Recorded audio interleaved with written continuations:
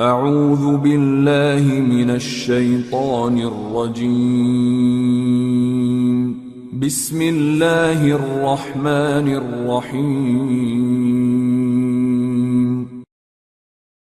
کون ہے وہ شیطان؟ شیطان کا جو تعارف ہے اس کے دو حصے، ایک شیطان لفظ کا لغوی معنی کیا ہے کہ لفظ سے شیطان کا معنی کیا ہے، تو کیا معنی ہے؟ انسانوں، جنوں، حیوانوں میں سے کوئی بھی جو سرکش ہو، بدخلق ہو، بگڑا ہوا ہو۔ قرآن میں جس شیطان کا ذکر ہوا ہے اس کا نام کیا ہے؟ ابلیس اور اس کے لشکر۔ ابلیس کن میں سے تھا؟ انسانوں میں سے تھا یا وہ جنوں میں سے تھا؟ اللہ نے اس کو بنایا کس سے؟ آگ سے۔ اس نے کیا کیا؟ نافرمانی کی، سرکشی کی، انکار کیا اور مسلسل انسان کے پیچھے دشمنی کرنے کے لیے چالیں چلنے لگا تاکہ اس کی زندگی خراب کر کے رکھ دے، برباد کر کے رکھ دے، اس کو ہدایت اور اطاعت سے نکال کے اللہ کی نافرمانی کی طرف لے جائے اور اس کو خواہشات اور آرزوؤں کا بندہ بنا دے۔ یعنی انسان کے لیے مسلسل خواہشات کو خوبصورت بنا کے پیش کرتا رہتا ہے، یعنی انسان کو اس بات کی طرف لگا دیتا ہے کہ وہ نہ اللہ کی مانے نہ کسی اور کی، بس صرف اپنے نفس کا بندہ بن جائے اور اپنی خواہشات کے پیچھے چلے، وہی کرے جو اس کا دل چاہتا ہے، چاہے وہ صحیح ہو یا نہ ہو۔ ٹھیک ہے؟ شیطان جو مسلسل اپنے مشن میں دن رات لگا ہوا ہے اپنے مشن کو اچیو کرنے کے لیے استقامت کے ساتھ، تو اگر مجھے اس سے بچنا ہے تو اپنے اندر پھر حق پر استقامت اختیار کرنی ہوگی، ورنہ بچ نہیں سکتے اس سے۔ دیکھیں نا، جس درجے کا دشمن ہوتا ہے اسی درجے کا اس کا مقابلہ کرنا پڑتا ہے، ویسے ہی قوت لانی پڑتی ہے، ورنہ تو آپ مار کھا جائیں گے۔ شیطان کے تعارف میں چند باتیں اور آپ کے سامنے رکھوں گی، مختلف احادیث کی روشنی میں، آیات کی روشنی میں، تاکہ آپ اس کو پوری طرح پہچان جائیں۔ قرآن مجید سے بھی ہمیں پتہ چلتا ہے کہ شیطان کی تخلیق آگ سے ہوئی۔ نبی صلی اللہ علیہ وسلم نے فرمایا ابلیس کو آگ کی لپٹ سے پیدا کیا گیا۔ ابلیس کہاں رہتا ہے؟ جابر رضی اللہ عنہ سے روایت ہے صحیح مسلم کی کہ میں نے نبی صلی اللہ علیہ وسلم کو فرماتے ہوئے سنا، بے شک ابلیس کا تخت سمندر پر ہے۔ ابلیس کا تخت، ابلیس کا ٹھکانہ، اس کا ہیڈ کوارٹر کہاں ہے؟ سمندر پر۔ اب یہ جو علامتیں ہیں یہ آپ نے یاد رکھنی ہیں، یہ بہت ضروری ہیں۔ بس وہ اپنے لشکروں کو بھیجتا ہے، یعنی وہاں سے اپنے لشکر روانہ کرتا ہے تاکہ وہ لوگوں کو فتنے میں ڈالیں۔ بس ان لشکر والوں میں سے اس کے نزدیک بڑے مقام والا وہی ہوتا ہے جو ان میں سب سے زیادہ فتنہ ڈالنے والا ہوتا ہے، تو وہ وہاں سے اپنی فوجیں ہر طرف روانہ کرتا ہے۔ ابلیس کے لشکروں کے بارے میں سورۃ الکہف میں آتا ہے وَإِذْ قُلْنَا لِلْمَلَائِكَةِ اسْجُدُوا لِآدَمَ فَسَجَدُوا إِلَّا إِبْلِيسَ كَانَ مِنَ الْجِنِّ فَفَسَقَ عَنْ أَمْرِ رَبِّهِ أَفَتَتَّخِذُونَهُ وَذُرِّيَّتَهُ أَوْلِيَاءَ مِن دُونِي وَهُمْ لَكُمْ عَدُوٌّ بِئْسَ لِلظَّالِمِينَ بَدَلًا۔ اور جب ہم نے فرشتوں سے کہا کہ آدم کو سجدہ کرو تو ابلیس کے سوا سب نے سجدہ کیا، وہ جنوں میں سے تھا، اس لیے اپنے رب کے حکم سے سرتابی کی۔ اللہ تعالیٰ فرماتے ہیں کیا تم مجھے چھوڑ کر اسے اور اس کی اولاد کو اپنا دوست بناتے ہو؟ تو اس آیت سے کیا پتہ چلتا ہے کہ اس کی کیا ہے؟ اس کی اولاد ہے، اس کی اولاد ہی اس کا لشکر ہے، اس کی مددگار ہے، حالانکہ وہ تمہارا دشمن ہے۔ یہ کیسا برا بدل ہے جسے ظالم لوگ اختیار کر رہے ہیں۔ پھر یہ یاد رکھیے کہ شیطانوں کے لشکر بھی ہیں اور وہ گھومتے پھرتے ہیں اور فتنے ڈال رہے ہیں، لیکن ہر انسان کے ساتھ ایک الگ شیطان بھی لگا ہوا ہے، مستقل ایک شیطان ہر ایک کے ساتھ لگا ہوا ہے۔ نفس الگ چیز ہے، یہ شیطان الگ ہے، ٹھیک ہے؟ یہ یاد رکھنے کی بات ہے کہ ہر ایک کے ساتھ شیطان لگا ہوا ہے۔ صحیح مسلم کی روایت ہے رسول اللہ صلی اللہ علیہ وسلم نے فرمایا تم میں سے ہر آدمی کے ساتھ اس کا جن ساتھی مقرر کر دیا گیا۔ کبھی میں کسی سے جن کی کوئی بات کروں تو لوگ ایک دم ڈرنے لگتے تھے، میں کہتی اس وقت کیوں ڈر لگ رہا ہے، وہ تو ہر وقت تمہارے ساتھ ہے، ڈرنا کس بات کا؟ صحابہ نے عرض کیا آپ کے ساتھ بھی اللہ کے رسول؟ آپ نے فرمایا میرے ساتھ بھی، مگر اللہ نے اس پر میری مدد فرمائی تو وہ مسلمان ہو گیا، بس وہ مجھے نیکی ہی کا حکم دیتا ہے. لیکن باقی عام انسانوں کے لیے ان کا جن ساتھی جو ہے وہ ان کو بری راستوں کی طرف ہی لے جاتا ہے اور وہ خواہشات کے راستے ہوتے ہیں. نبی صلی اللہ علیہ وسلم کی زوجہ حضرت عائشہ رضی اللہ تعالیٰ عنہ سے روایت ہے, یہ بھی صحیح مسلم کی روایت ہے, کہ ایک مرتبہ رسول اللہ صلی اللہ علیہ وسلم رات کے وقت میرے پاس سے چلے گئے. کہتی ہیں کہ مجھے اس پہ غیرت آئی. تھوڑی دیر بعد نبی صلی اللہ علیہ وسلم واپس آ گئے اور میری کیفیت دیکھ کر فرمایا, عائشہ کیا بات ہے, کیا تمہیں غیرت آئی ہے؟ یعنی تم نے دیکھا کہ میں نہیں ہوں. تو میں نے عرض کیا کہ مجھ جیسی آپ جیسے پر غیرت کیوں نہ کرے. تو رسول اللہ صلی اللہ علیہ وسلم نے فرمایا, کیا تمہارے پاس تمہارا شیطان آ گیا تھا؟ یعنی شیطان نے تمہارے دل میں یہ سارے وسوسے ڈالے. تو حضرت عائشہ کہتی ہے میں نے عرض کیا یا رسول اللہ کیا میرے ساتھ بھی شیطان ہے؟ آپ نے فرمایا ہاں. میں نے عرض کیا کیا ہر انسان کے ساتھ شیطان ہے؟ اب آپ دیکھیے اچھے سوال کرنے والے کے سوال سے کتنا علم حاصل ہو جاتا ہے نا. تو کہ ہر انسان کے ساتھ شیطان ہے. پہلے تو انہیں اپنی فکر ہوئی, پھر ہر ایک کی ہو گئی. آپ نے فرمایا ہاں. میں نے کہا یا رسول اللہ کیا آپ کے ساتھ بھی ہے؟ ایک اور اچھا سوال. آپ نے فرمایا ہاں, لیکن میرے رب نے اس پر میری مدد فرمائی اور وہ مسلمان ہو گیا. لہذا ہم میں سے کسی شخص کو اپنے آپ کو بہت نیک اور پرفیکٹ نہیں سمجھنا چاہیے. یعنی the moment آپ سمجھیں کہ میں سب کچھ جان گئی ہوں, پرفیکٹ ہو گئی ہوں, اسی وقت شیطان آپ کے دل میں اس خیال کے ساتھ بہت کچھ بگاڑ کر دے گا. تو کتنا ڈرنے کی بات ہے نا کہ ہر وقت ایک دشمن ساتھ لگا ہوا ہے.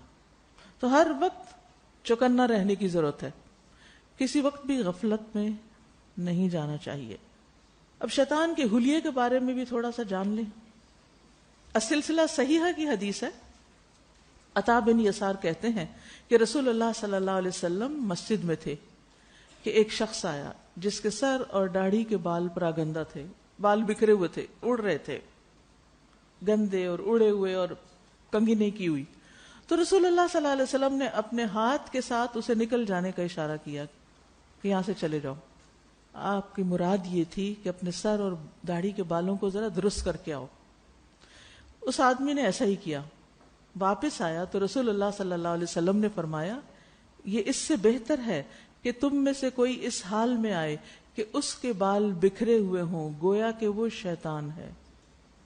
ٹھیک ہے, تو اس کا حال حلیہ جو حدیث سے ہمیں پتہ چلتا ہے وہ کیا ہے کہ شیطان کے بال بکھرے ہوئے, پراگندہ, اڑے ہوئے, یعنی بھونڈی شکل والا ہے.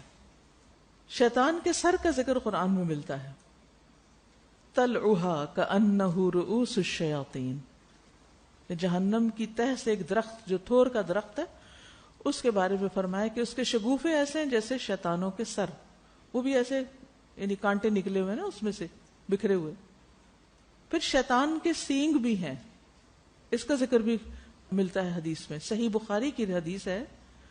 عبداللہ بن عمر کہتے ہیں میں نے رسول اللہ صلی اللہ علیہ وسلم کو دیکھا کہ آپ مشرق کی طرف اشارہ کر رہے تھے, ایسٹ کی طرف, کہ بے شک فتنہ اسی طرف سے نکلے گا جہاں سے شیطان کا سینگ نکلتا ہے. سینگ یعنی سینگ نمودار ہوتا ہے. اسی طرح شیطان کا لعاب دہن بھی ہے. ہم دعا پڑھتے ہیں نا, من نفخہ و نفثہ, یعنی شیطان کی پھونک اور شیطان کے تھتکارنے سے. ایک ہوتا ہے نا پھونک مارنا, تو پھونک کے ساتھ منہ سے کوئی ویٹنس باہر نہیں آتی, کچھ نکلتا نہیں ہے, صرف ہوا آتی ہے ایسے کر کے.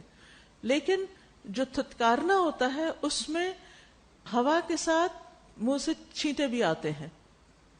تو شیطان انسان کے اوپر پھونکتا بھی ہے اور تھتکارتا بھی ہے, تو اس کا لعاب بھی ہے. ٹھیک ہے. ایک دفعہ نماز میں شیطان کے تنگ کرنے پر رسول اللہ صلی اللہ علیہ وسلم نے بتایا کہ میں نے اس کا گلا گھونٹنا شروع کر دیا. نہیں, آپ صلی اللہ علیہ وسلم نے آپ کو بھی تنگ کر رہا تھا نماز میں, حتیٰ کہ اس کے منہ سے نکلنے والے تھوک کی ٹھنڈک مجھے اپنی 2 انگلیوں, انگوٹھے اور 7 والی انگلی کے درمیان محسوس ہوئی. یعنی جب آپ اس کا گلا دبا رہے تھے تو اس کی تھوک نکلنے لگی اور وہ آپ کی انگلی کو ٹچ کی. یہ مسند احمد کی روایت ہے. شیطان کی ناک بھی ہے, نوز. ابو سعید خدری کہتے ہیں کہ رسول اللہ صلی اللہ علیہ وسلم نے فرمایا جب تم میں سے کسی کو اپنی نماز کی رکعتوں میں شک ہو جائے تو شک چھوڑ کر یقین پر بنا کرے. یعنی اگر آپ کو شک ہو گیا کہ 2 رکعتیں پڑھی ہیں کہ 1 پڑھی ہے, مثلا فجر کی نماز میں, تو اب آپ اس کو 2 نہیں بنائیں گے, کیا بنائیں گے؟ 1. پھر جب اسے نماز مکمل ہو جانے کا یقین ہو جائے تو آخر میں 2 سجدے کر لے. اگر اس کی نماز مکمل ہو گئی تھی, یعنی 2 پڑھی تھی اور ایک تیسری پڑھ لی, تو ایک زائد رکعت بن جائے گی اور وہ نفل ہو جائے گی اس کی. اور اگر کم تھی تو اس کی نماز پوری ہو جائے گی. انسان اطمینان سے پھر نماز مکمل کرتا ہے. اور 2 سجدوں سے شیطان کی ناک خاک آلودہ ہو جائے گی, یعنی ذلیل ہو جائے گا. ٹھیک ہے, تو یہاں سجدہ صاحب کا طریقہ بھی پتہ چلتا ہے, اور جب انسان نماز میں بھول جائے تو اپنی نماز کو مکمل کیسے کرے اس کا طریقہ بھی معلوم ہو رہا ہے. شیطان کی انگلی کا ذکر بھی آتا ہے حدیث میں. ابو ہریرہ کہتے ہیں کہ رسول اللہ صلی اللہ علیہ وسلم نے فرمایا, بنی آدم کے ہر پیدا ہونے والے بچے کو شیطان اپنی انگلی کے ساتھ کچوکے لگاتا ہے, یعنی انگلیاں چبوتا ہے جب بچہ پیدا ہوتا ہے, سوائے مریم اور ان کے بیٹے عیسیٰ علیہ السلام کے, ان کو نہیں مار سکا تھا کچھ. شیطان انسانی شکل بھی اختیار کر لیتا ہے, جنات بھی کر لیتے ہیں نا, تو شیطان بھی کر لیتا ہے, یعنی انسانی شکل میں بھی آتا ہے. کوئی حدیث یاد ہے جس میں آپ کو پتا ہو کہ شیطان انسانی شکل میں کسی کے پاس آیا تھا؟ حضرت ابو ہریرہ کے پاس جب وہ نگرانی کر رہے تھے کس کی؟ بیت المال میں اناج کی. کون سا اناج تھا وہ؟ صدقہ فطر. تو اس سے کیا پتہ چلتا ہے کہ صدقہ فطر کیسے دیا جاتا ہے؟ افضل یہی ہے کہ انسان اناج کی شکل میں یا پنیر anyway. تو حضرت ابو ہریرہ کے پاس شیطان اس دن انسان کی شکل میں آیا اور چوری کر رہا تھا, تو انہوں نے اس کو پکڑ لیا.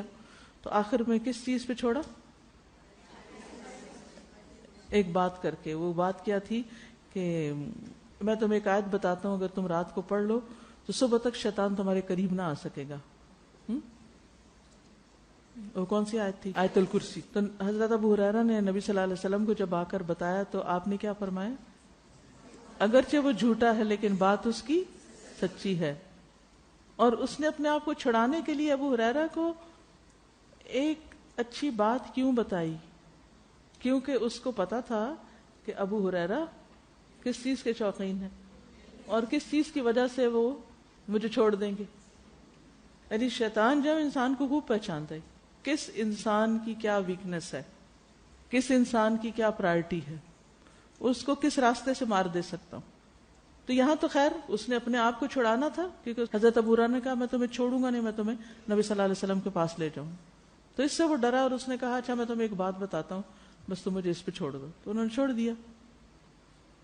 اسی طرح بعض اوقات شیطان کچھ انسانوں کی یا کچھ چیزوں کی شکلیں دھار لیتا ہے اور اس طرح انسانوں کو گمراہ بھی کرتا ہے. دجال کے فتنے میں آتا ہے نا کہ دجال انسان سے کہے گا کہ بتاؤ اگر میں تمہارے بھائی اور ماں اور باپ کو زندہ کر دوں تو کیا تم مجھے مان لو گے؟ تو لوگ کہیں گے کہ ہاں. تو وہ ان کے مرے ہوئے ماں اور باپ اور ان کی شکل میں, یعنی شیطان سے مدد لے کے شیطانوں کو ان کی شکل دے کے لوگوں کے سامنے کرے گا, اور اس طرح لوگوں کے ایمان خراب ہو جائیں گے. آج بھی آپ دیکھیں کہ بہت سے لوگ شوبدہ بازی کرتے ہیں. شوبدہ بازی کیا ہوتی ہے؟ ہپناٹائز کر دینا, یا پھر یہ کہ ایسے کرتب دکھانا, بعض اوقات انسان کو جانور کی شکل میں دکھانا.